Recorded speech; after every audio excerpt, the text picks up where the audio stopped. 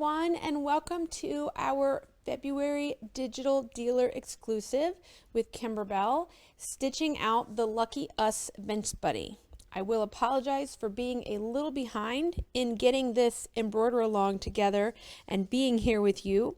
Schedules and conflicts this month just seem to get in the way, but I finally have some time to be able to spend with you as we create this bench buddy. This design is actually done in 3 parts. 2 of them are embroidery, and the 3rd part is done in the on the sewing machine. Okay, we are going to need a 5x7 hoop, and if you have a 6x10 hoop and the ability to do 6x10, you could use a 6x10 design or a 6x10 hoop. So 5x7 in the Bernina world is your oval, and 6x10 would be the midi. We're going to be using the light mesh cutaway for this project. So I'm going to do all 5x7 hoops. Both of my designs are going to be in the large oval. I'm going to go ahead and cut 2 pieces of poly mesh stabilizer. That's OESD's version of a light mesh cutaway. I'm going to go ahead and hoop one of them in my large oval. I'm going to set the second one to the side. You're also going to need some fusible backing, so fusible woven lining. You're going to need to apply it to the back side of 2 pieces. It's going to be your fabric 1 background and your fabric 2 filler block. For that, we will need some project batting, which you will find in your kit if you purchased a kit, or just some project batting or scrap batting from your stash. We are going to need a couple colors of thread, a green, a mint-ish color, a white, and a light yellow. Basically, we need a color that you want to see in your quilting. You're going to need a color to quilt the filler block. The white is mostly for stitching down the white pom-pom trim. You're going to need a green that you want to satin stitch your clover as well as your lettering, and then the yellow for the little daisies that are on the background. Let's get started. So according to the instructions that came with your design, the first page covers the cutting instructions or the prep instructions. So go ahead and follow this chart to cut your fabric. Now you may notice in your kit, if you purchased a kit from us, Kimberbell changed the cut sizes of the particular kits for filler block 2 that you have here. So in your kit, just leave the filler block the 6-inch square that it is. Do not cut that filler block down to 4.5 by 6. Leave it just like it is. And then you're going to cut everything else that is here, including your project batting. The cutting instructions for your project batting are down at the bottom of the chart. You can see we have 2 designs. We have the background design, or the design that says "So Lucky," and then we have the filler block design, and then you see this 6x10 option. There is no difference between the 5x7 Lucky Us Bench Buddy file and the 6x10, with the exception that the 6x10 file has the side tack down lines. So you'll notice that we're missing the side tack down lines on the 5x7, and they are there for the 6x10. Not a big deal. It's the only difference between the 2 files. So if they had only given us this 6x10 file, then those of us that have a 5x7 limitation for embroidery would not be able to do this particular design. But just by leaving off those 2 tack down lines, it's able to fit in your hoop.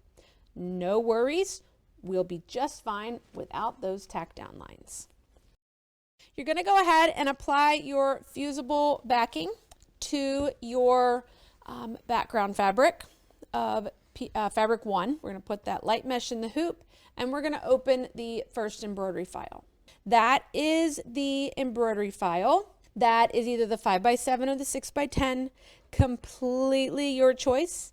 And then we're going to load the machine with whatever color you are planning to embroider your quilting design in for that particular step. So I am going to quilt my background quilting in this color Isocord. So it kind of blends in, almost disappears. You could go lighter, you could go darker, depending on if you want to see it. This is color 50/50. First up is those batting placement lines. In my bobbin, I just have neutral color bobbin thread. Nothing is going to be seen. We're going to need our 7x7 square of batting next.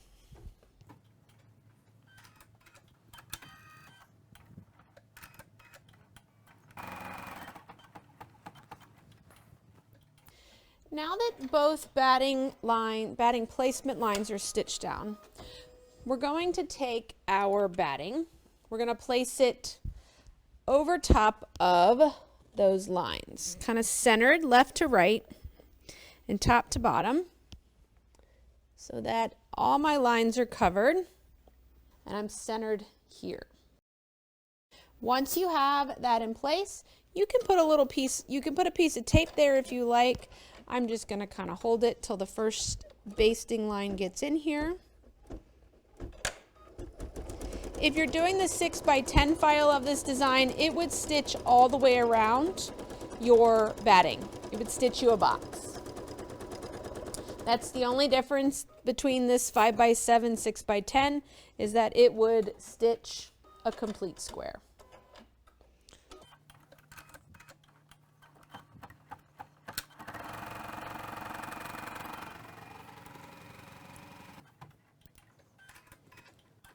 Batting is stitched in place. We're going to trim the excess from above and below that line. Do not trim down the sides unless you are doing the 6x10 file. If you're doing the 6x10 file, you will trim all the way around the outside. For those of us that are sticking with the 5x7, I'm just going to eyeball straight across.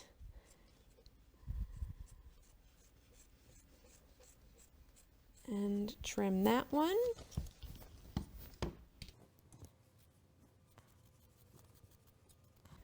Straight across and trim that one. We're going to return this to the machine and we're going to stitch the background placement lines.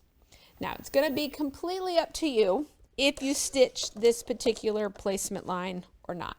I'm going to stitch it, but I think we all know where our background is going to get placed, considering it is the same size that this piece of batting was. But I'm going to go ahead and stitch it,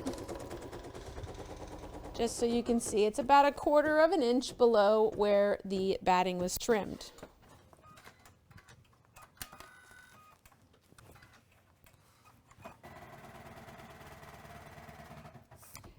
Now that that placement line has been stitched, we're going to take our background piece of fabric. That's the fabric number 1 that you cut into an 8-inch square and you applied a piece of fusible woven lining.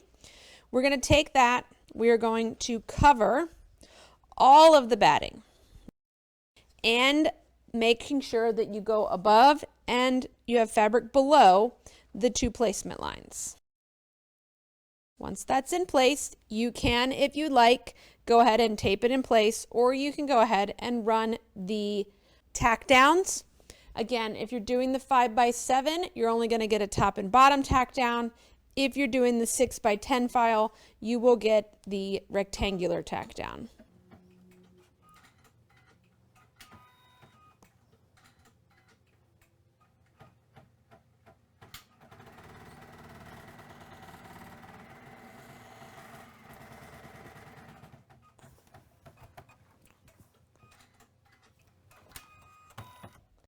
I just want to point out that you will see this little mark above and below. That is letting you know that's middle of the block. Don't worry about it right now. Do not do any trimming. I didn't make this an 8-inch square. I just left it as a big piece, so don't be deceived. Just leave it like it is. Do not do any trimming. We're going to now return this to the machine and we are going to stitch the background quilting, and then we will stitch the placement line for the stem.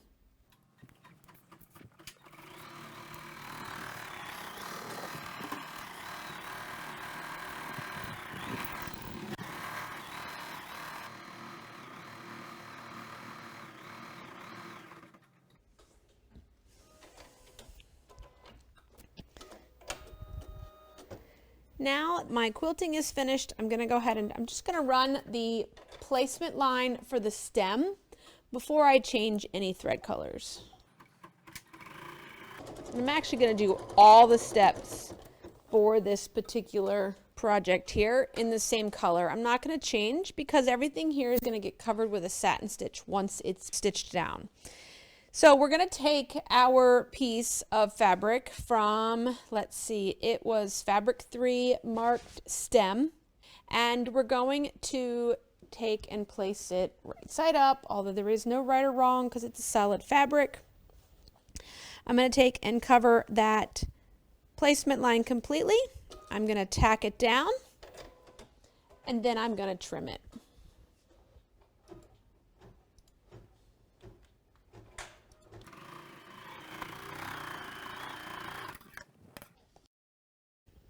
There's my stem. Just going to trim as close as I can to that stitched line.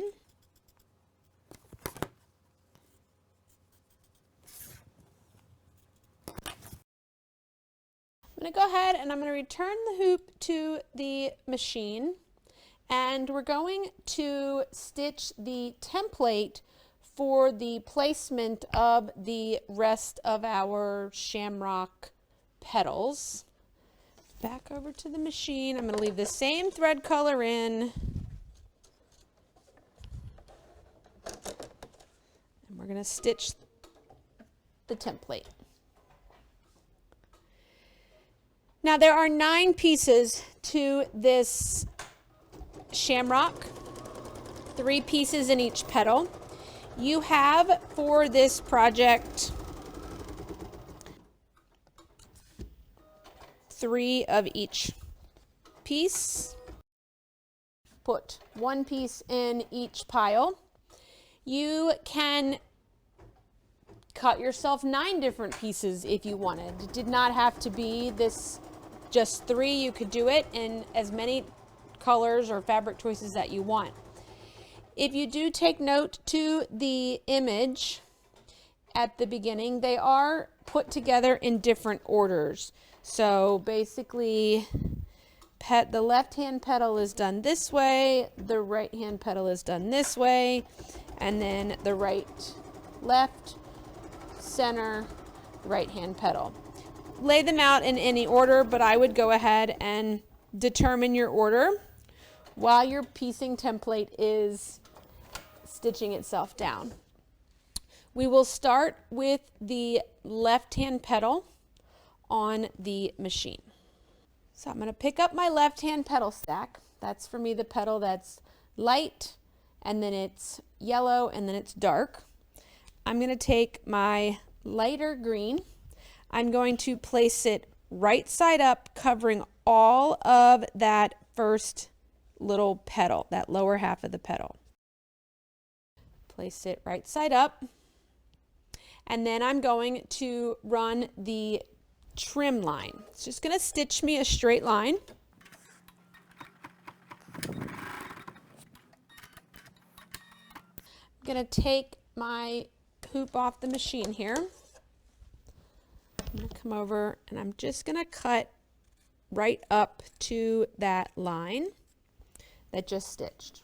Whatever was above it. Don't trim below it, just what was above it. We're going to take our next piece, what would be the middle petal of this petal, and I'm going to lay it right side down, and I'm going to, in the instructions they tell you to line it up with that stitched line. I'm actually going to go just above it. This piece is plenty big enough. I'm going to go above it so that this darker color doesn't shadow through. If I fold it back, you can kind of see it. So I'm going to come to the line and then I'm going to go right above it. It's going to give me a little bit of a barrier. You can, if you like, you can put a piece of tape to hold it there. I'm going to return it to the machine and I'm going to stitch that seam. It's just going to sew a line. We're basically piecing with our embroidery hoop. And just like foundation piecing or paper piecing, piece number 1 always starts right side up and everything after that is right sides together. So my piece has been stitched down. Take my tape off. I'm going to take my piece that is right side down. I'm going to fold it back so that it is right side up. I'm going to make sure it covers all of the piece that it's supposed to be covering. I'm just going to kind of crease it with my fingers. And then I'm going to run the trim line. This is the line, we call it a trim line, but it's also the line that we use to know where to put the next piece. So that piece is stitched on. You can see right there. I'm going to take my scissors and again, trim right across. Right up to that line, getting rid of everything above it. We're then going to take piece number 3. We're going to lay it down right sides together. And we're going to repeat the process with this one. We're going to stitch it and then we'll flip it back.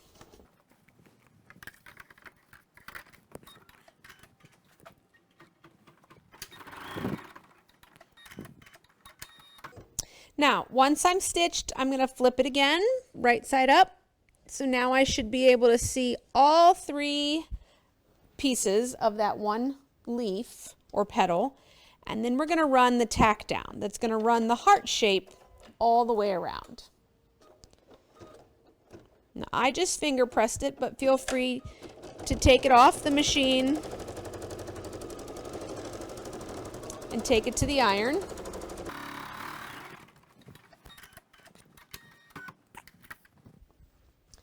There is our first petal. We're going to carefully trim as close to that stitch line as possible all the way around.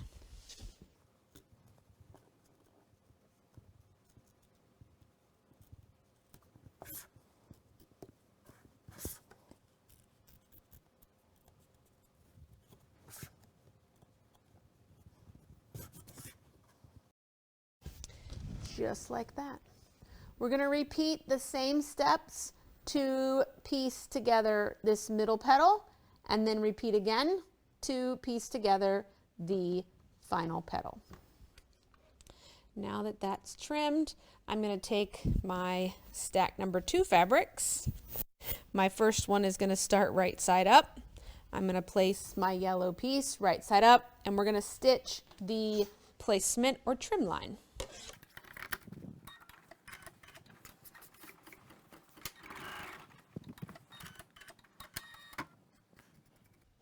Trim it.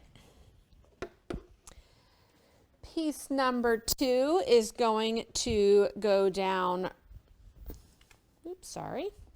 right sides together, right at that line, and I have a tendency to go a little past it.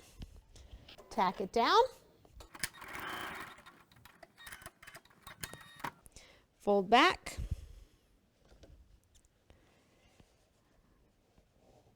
Just finger crease it.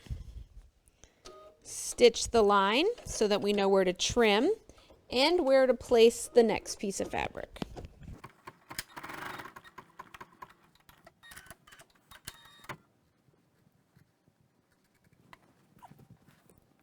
So we've trimmed it. We're going to take and line up our next piece of fabric with that edge and stitch it in place.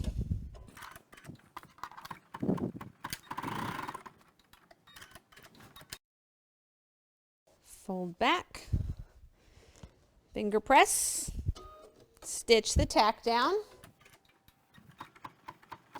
and then trim all the way around.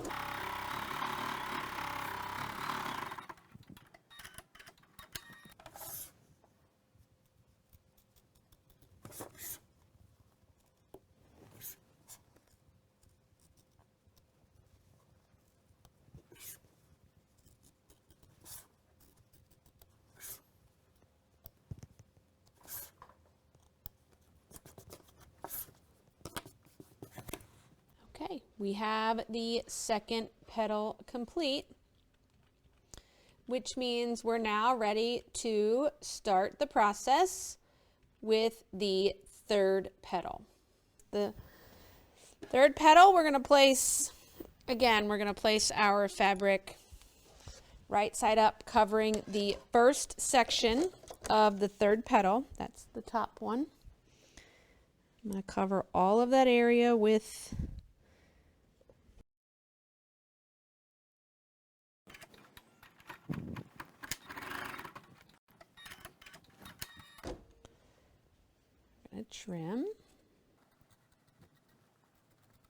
trimmed it. Then we're going to take our next fabric number 2. We're going to lay it right side down, covering that fabric. Tack it in place.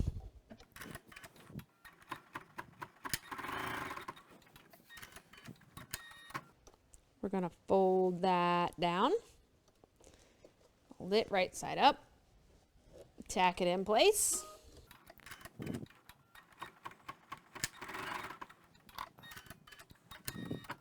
Trim my fabric. And then we're going to take our final piece of clover fabric, right side down, covering all of that, aligning with the line you just trimmed to, tack it in place.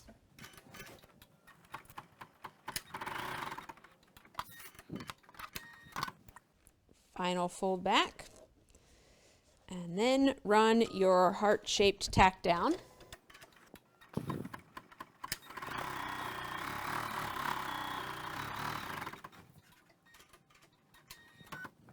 We're going to give that a trim.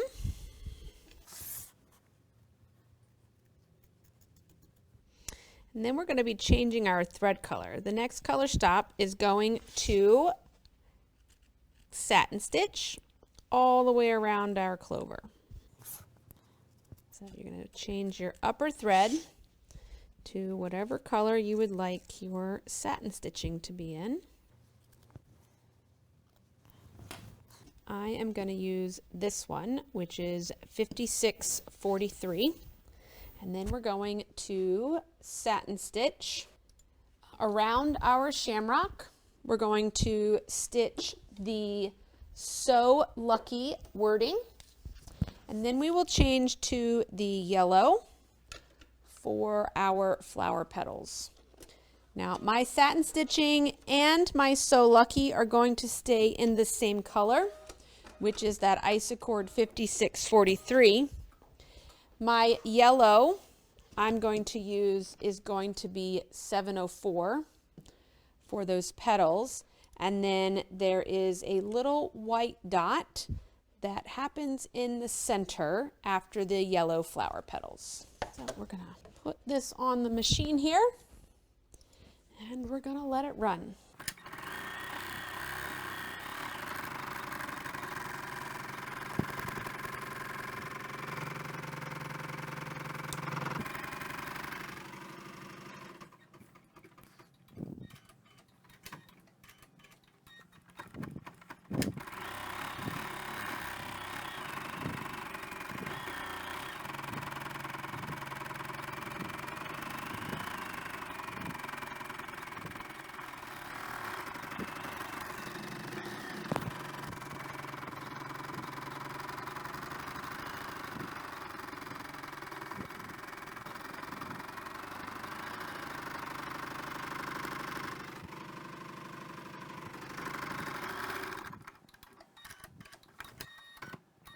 Once my satin stitching is done on my clover, it moves to wanting to stitch the word "So Lucky." I'm going to leave that in the same green.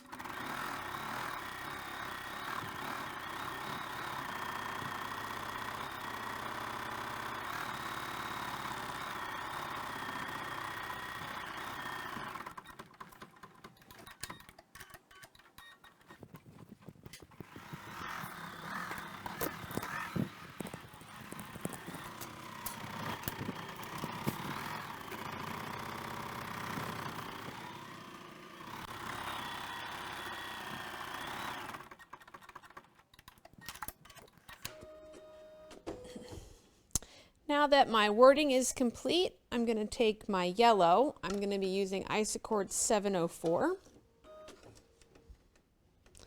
And I'm going to stitch the next color stop, which is going to stitch the 3 little flower petals.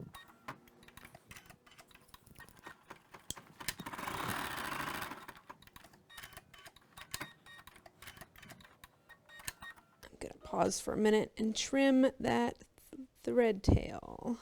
There we go.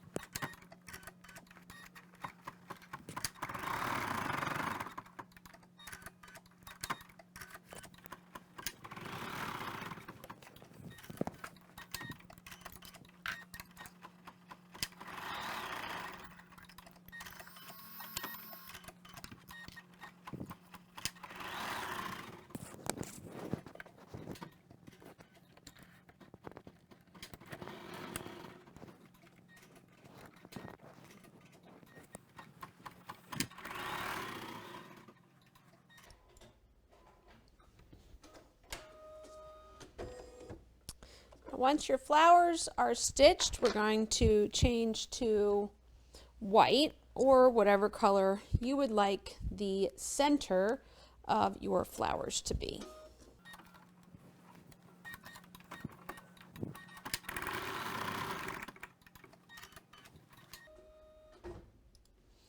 Now that this design is complete, we're going to take this out of the hoop. We're just going to lay it to the side for the moment. We're going to rehoop again with our large oval or your 5x7 hoop with a piece of poly mesh stabilizer or lightweight mesh. We are going to open up the filler block design. That is the grid quilting design. We are going to place a piece of fusible onto the wrong side of the filler block background. I'm going to leave my white thread in from my last color stop. We're going to stitch the first couple of stitches with the white, and then we will change to whatever thread color you would like for your background quilting. So once you have your mesh in the hoop, your hoop on the machine, the correct file open, we're going to run the first color stop, which is going to stitch the placement line for our piece of batting. Our piece of batting should be 5.5 by 7.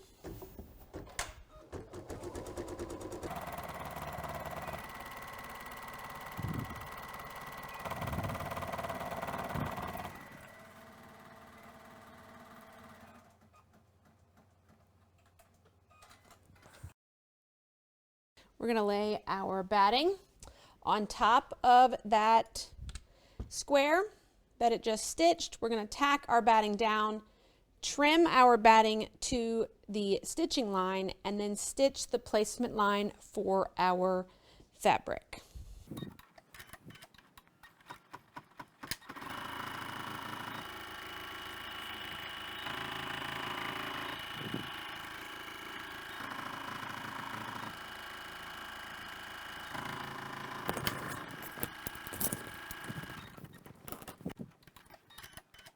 Batting is tacked down. We're going to trim around the edge.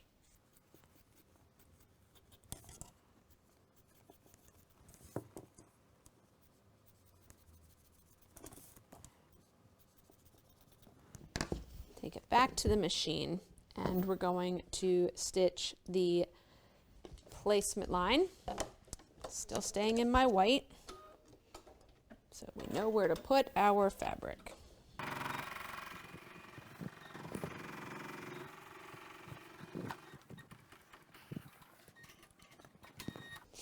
Now we're going to place our fabric right side up, covering this box. It is going to be right on the lines, top and bottom, and you'll have plenty of fabric left and right. It's just fine. I am going to suggest that you do tape across the top and across the bottom to help secure that in place. Okay, I'm not going to be overly concerned around the outside edge. We're going to return the hoop to the machine. I am going to change my thread to the quilting color, and then we're going to tack this fabric down. Now I am going to quilt my background piece here in Isacord 5944, but feel free to choose the color that you would like. You may prefer your quilting to stand out. It's okay if the top doesn't catch the fabric or is right at the edge of the fabric. It's okay. This piece is slightly bigger than what we need it to be.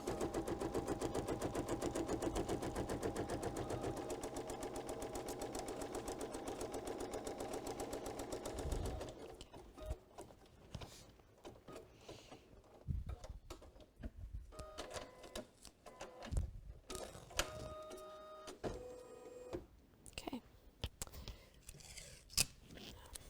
Put another piece here. 1 second. And then we're going to run the quilt design.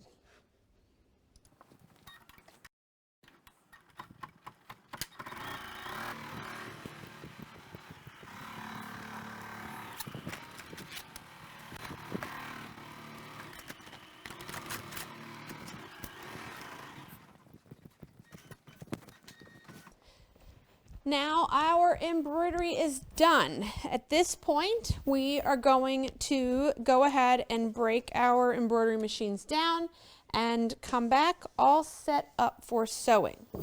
You can go ahead and pop this design out of the hoop as well. When we come back, here we will trim up our blocks, our embroidered blocks, to the sizes that we need them to be.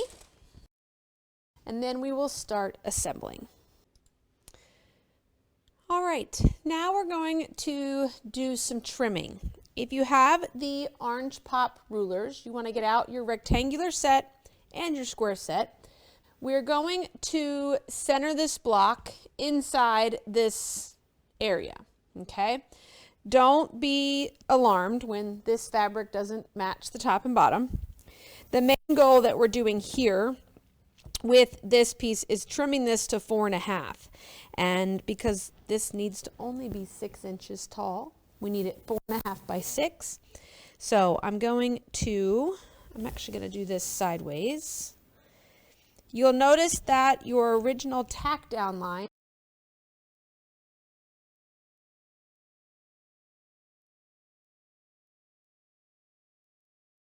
I'm going to take my embroidery cutter and we're going to line that up and we're going to trim just like that. And I'm going to get rid of this excess area here because it's just in my way. Since we're not really going to use this ruler to trim the 6 inches that we need, because this is 6.5, I'm going to pull out my ruler and I know I need 6 inches.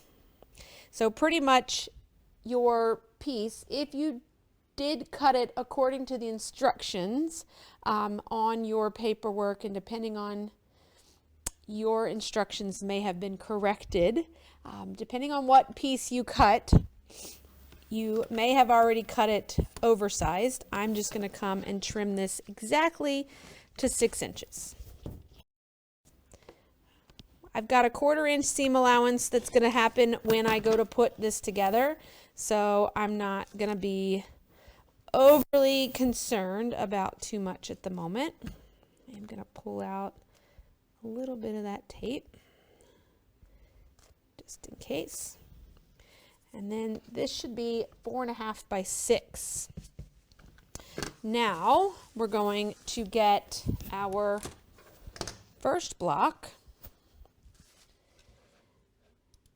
and we are going to trim that using the 6.5 inch square pop.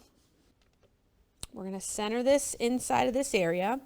Again, remember that you do have a top and bottom mark here showing you where center is, and I believe if you stitched the side pieces in the 6 by 10, you'll also have them on that. For me, if I'm looking at this, I'm like, okay, I have about 3/4 of an inch from the end of this stitching to my ruler edge, and I have the same on this side, 3/4 of an inch from the end of my ruler to that edge, and then I'm going to trim all the way around. Again, not being,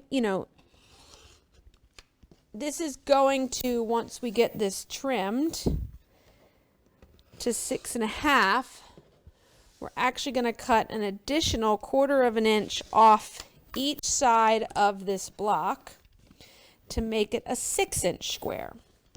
So once I get that off, I'm going to break out my 6-inch ruler and I'm going to trim my first cut. I'm going to measure 6 1/4 across the left and 6 1/4 on the bottom. And then I'm going to cut up and across the side. That's for my right-handers. For my left-handers, you're going to turn your ruler and you're going to measure 6 1/4 on the right and the bottom. And then you're going to cut this direction. So 6 1/4 on 2 perpendicular edges. And we're going to cut. I'm going to rotate my block once, twice. So the 2 edges that we just cut are now going to be under my ruler, and I'm going to measure 6 inches. Okay, and I'm going to trim those. Just like that. So you now should have your 2 pieces. I think it goes like this. That will be the right size in height for you. We're going to take those pieces, we're going to sew them right sides together using a 1/4 inch seam down the middle unit. So we're going to take this, we're going to drop this right sides together. Put a couple pins. We're going to come over to the sewing machine and we're going to sew 1/4 inch seam from top to bottom. I would back stitch at the beginning and the end.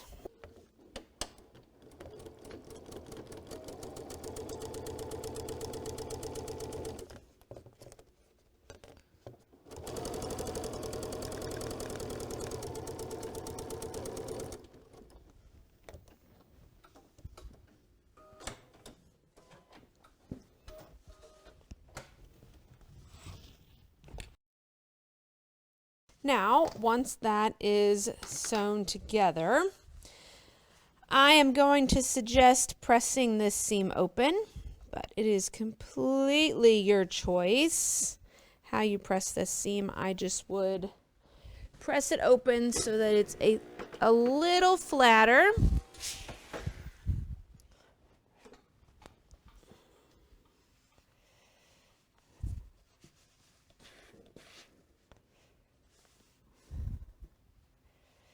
In the center there.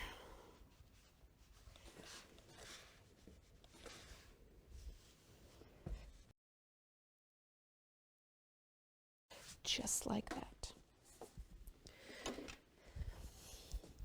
We're going to take a marker, water soluble, heat sensitive, your choice of marker. And we're going to mark a line 1 inch up from the bottom edge of the pillow. So I'm going to come here, I'm going to measure 1 inch.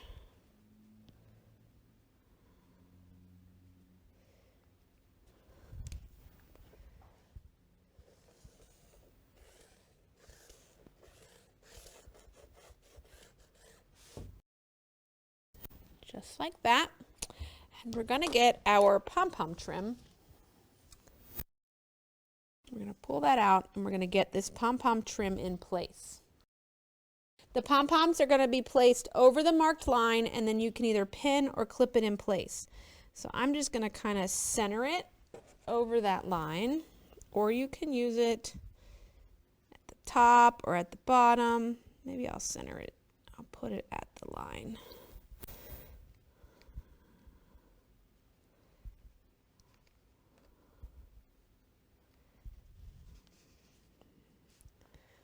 Going to put a couple pins to hold it in place until I get over to the sewing machine. Now you can use your 1/4 inch foot if you would like, but I am going to show you, and feel free to center this pom-pom trim. Don't cut it down to size. Feel free to center it so that you can, keep one of the pom-poms from being too close to the edge here, okay? Because then remember, you got a 1/4 inch seam when we go to sew this pillow right sides together. So make sure that you space it out. I think I am going to move it down just a little. So I'm going to take it so that this first pom-pom is just off the edge here. And we're going to see, for the most part, that almost, I get a little bit of a stretch, I can get that last pom-pom off the edge down there. I think I'll be okay. Oops, pinned it to the table. Now you can use your 1/4 inch foot. We're going to stitch this piece in place. So you're going to sew over the pom-pom right there in the banded area. And then we're going to put the flange on it. Now you can use your 1/4 inch foot, but I'm going to use, this is a Bernina foot number 38. We call this it's called a piping foot, but if you look at the bottom of it, one side is higher than the other. What that's designed to do is allow you to ride the edge on the shorter edge on top of the trim, and that helps to level out the foot. And then you can be right on the edge of where you need to be. So I'm going to use foot number 38 when I come over here to the machine to stitch this in place.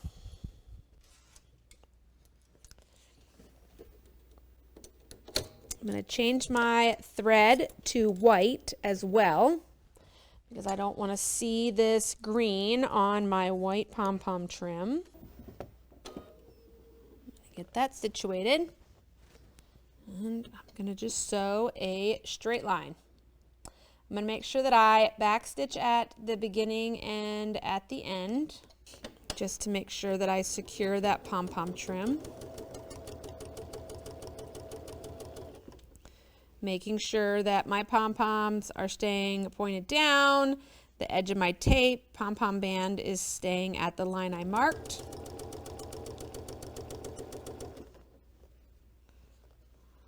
Not that this pom-pom band is super thick. This is a really good foot for like Velcro, decorative, a lot of home dec cording that's really, really thick, or more not cording, but braid, like braided trim, things along that lines. This foot comes in handy when you've got 2 different levels that you are sewing. Find my freehand system. It's missing off this machine at the moment. Okay.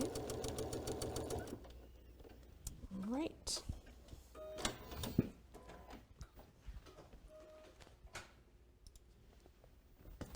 Now that that is attached, we're going to be pulling out our, I believe that they had you cut them at 1.5 by 6 inch flange. And if you haven't cut them yet, I would measure to make sure that this is 6 inches before you cut these down. And mine are 6 inches, so I'm going to cut this strip down to 6 inches.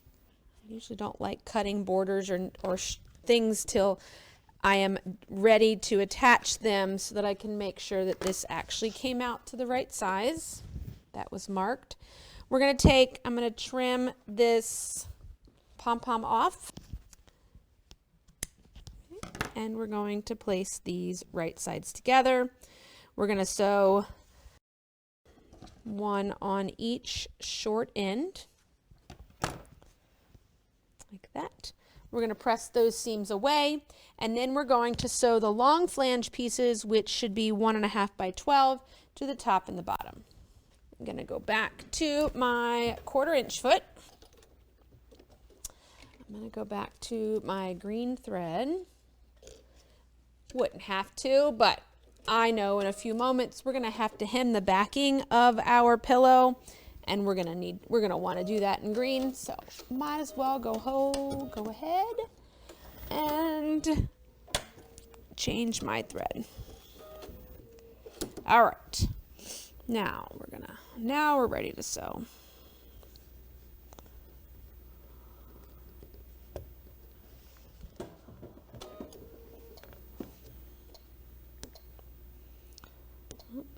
Gotta tell my machine what foot I have on. Now it will sew.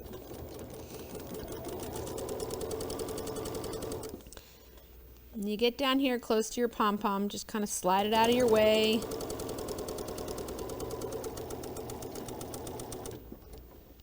It's soft enough, your machine will go right around it.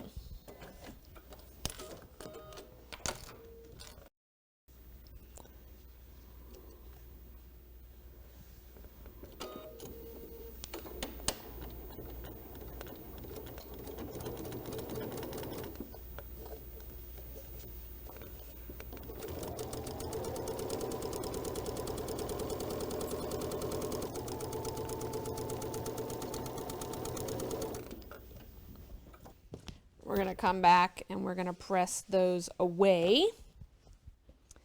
Be careful putting the hot iron too long on your pom-pom. We don't want to melt it. So just be very careful.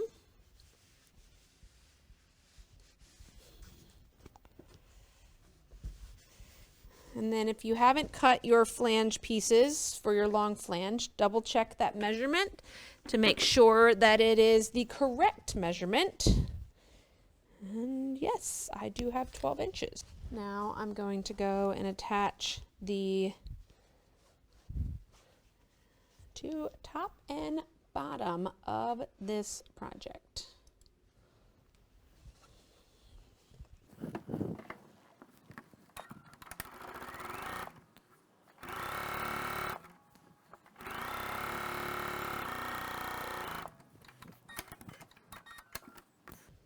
Flip all that pom-pom up out of the way on the bottom.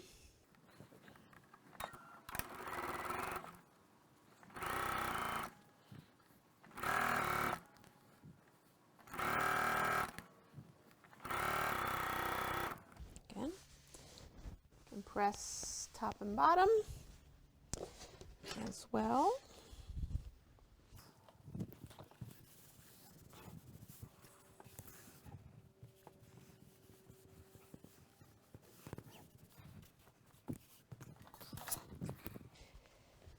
The next step that we're going to do is to make our backing pieces. We have our backing. We have two pieces that are 8-inch squares. We're going to take them and hem one short edge on each piece with a 1/4 inch hem, a double 1/4 inch hem. We're going to do it twice. So here is my tip for double hems. especially little hems. Because if you're over at the ironing board and you're like doing this itty bitty bitty, there's a couple things you can do. I'm going to mark a 1/2 inch up. That's my 1/4 inch hem twice, just like my instructions tell me to do. So eventually my hem is going to end here because I would go 1/4 inch and then I'd go 1/4 inch again. So I'm going to use this to fold to this line, and then you can fold again. Or you can mark 1 inch up. So take your hem amount and multiply by 4. 1 inch up. I'm going to turn up to that 1 inch mark, and then I'm going to fold in. So I'm going to fold up to that 1 inch mark. So there's my 1 inch mark. Ignore this one. I'm going to this one. So I'm going up to the top one. Get my iron.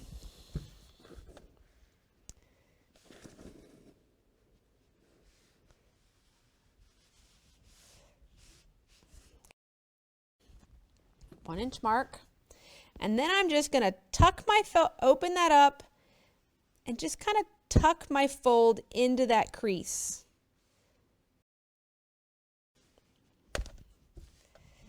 And I just do that while my iron is hanging out on the seam.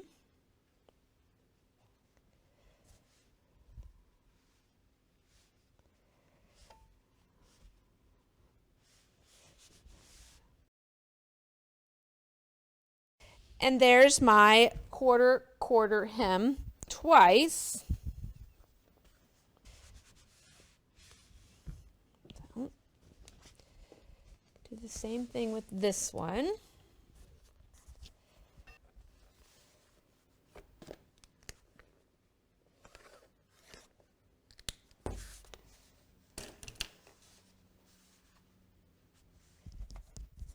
One inch up. Just going to tuck my raw edge into the fold.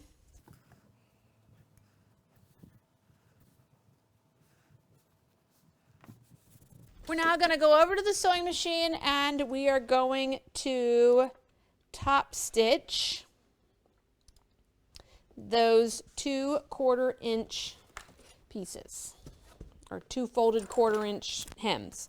I have green thread on top. I have green thread in my bobbin. That way I can stitch from the top of my project.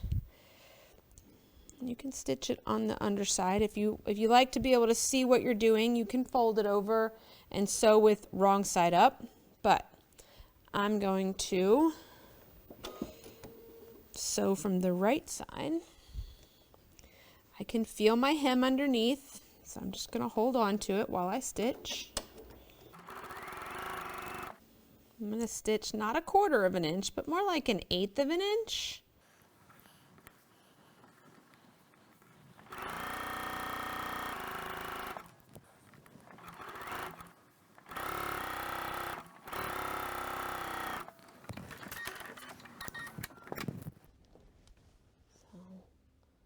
So there's your perfect 1/4 inch fold twice. All right, now it's time to put these together. We're going to take our pillow top. We're going to place it right side up on the table. We're going to put a piece of our backing right side down with the hemmed edge towards the middle. And we're going to repeat with the other side so that you can see. Pillow, right side up. Hemmed edge in the middle, right side down. This is the wrong side of my hem. I'm going to take my other backing piece, right side down, covering that edge. Again, right side up. This is a fairly large overlap. Let's see, it's a couple of inches. If you don't want that big of an overlap, you could back it off a little bit if you wanted. It really, the amount of that overlap really depends upon the fluffiness of your pillow more than anything. I'm just going to leave it. Put some clips in here. We are going to take it over to the machine and we are going to sew all the way around this project. We'll be turning it right side out through the overlapped middle seam where our backings overlaps. There's no need to leave a hole in the edge, one of the outside edge seams. One thing that I do is I make sure that I have clipped both of my backing pieces, the hem pieces, and I want to make sure they don't get caught. But when I sew over them, I'm going to back stitch because it's a point of stress, I guess we can call it, because when we're flipping this right side out, we're pulling on this area. When we're shoving in a pillow form, this is usually where you end up popping a few seams. So we want to reinforce that edge. We're going to sew all the way around this project, keeping a 1/4 inch seam all the way around.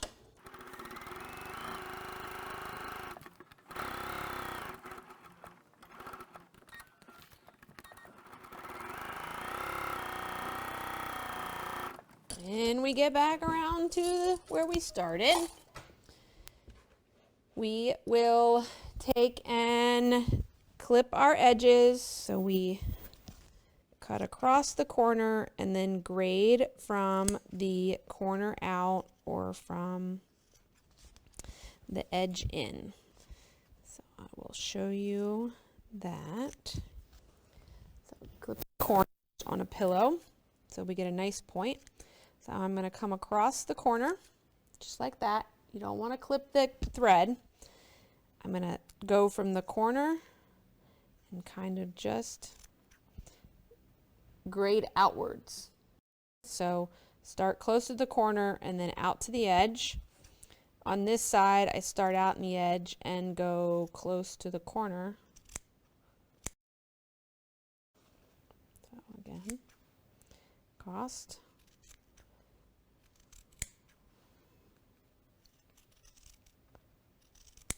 Into the corner.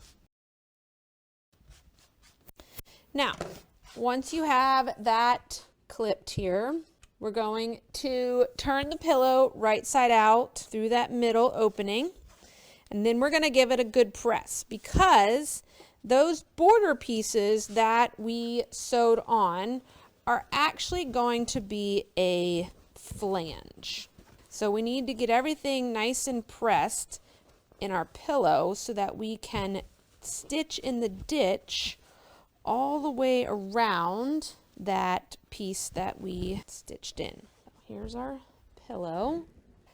Let's see if I can find point turner. So I can take this little guy, got it turned right side out, and put it in here, and I'm gonna work at poking out those corners so that they're nice and cornered. No rounded corners. We want nice pokey corners. No buried ears here. And then we're going to get out the iron. And we're going to press so that the fold is right on the edge all the way around.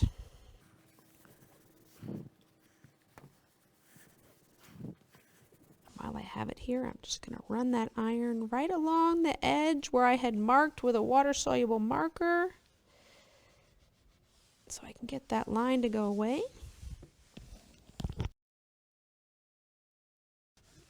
All right, we are pressed. We're going to stitch in the ditch. Now, what I like to do before I jump right into stitching in the ditch is I like to put some pins so that my backing and everything stays where it is while I am stitching in the ditch. Okay, now stitching in the ditch, I like to do with Bernina foot number 10, 10C or 10D. We have a guide that is going to go right in that ditch. And the needle is even with that particular guide. So we're going to come over to the machine. I have my thread color. I'm keeping in that green. I have green in my bobbin because that's going to end up showing on the back of my project.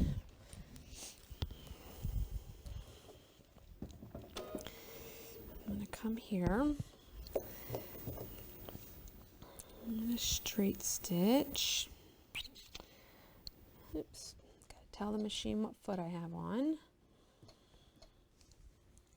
Keeping that blade in the ditch, I'm going to kind of use my hand to pull the fabric left and right so that I can open up that seam so that I can really make this in the ditch. That way when the fabric kind of goes back and closes up, you really won't see it.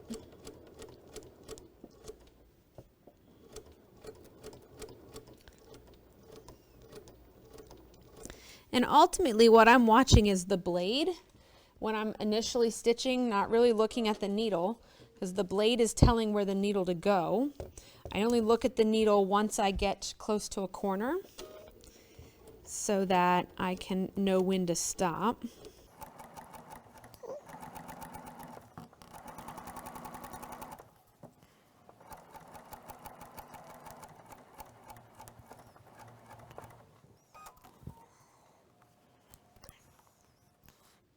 Some more pins in here. I'm going to flip these pom-poms up out of the way.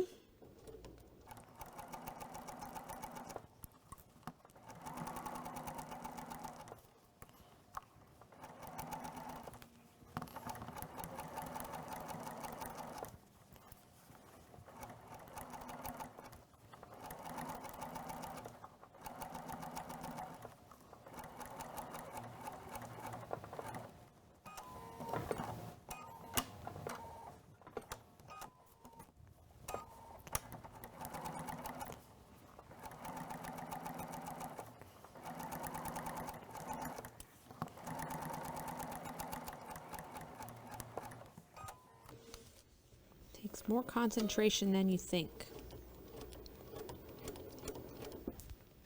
I'm trying to keep my hands out of the way so that you can see.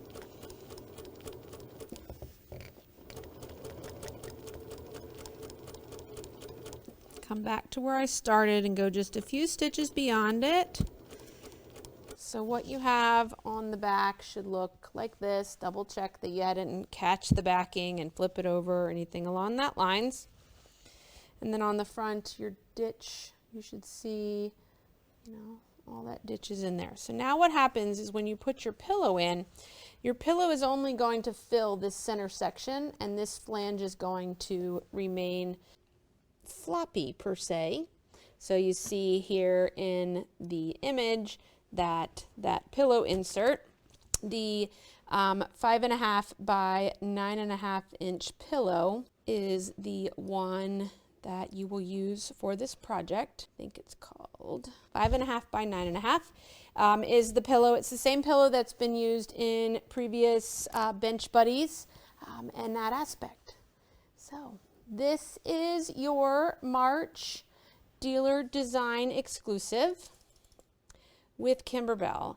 And as a reminder, you have the Luck of the Gnome bench pillow. Design collection is still available from Kimberbell. Here is your pillow insert that gets used, as well as the tassels come in black, white, and red.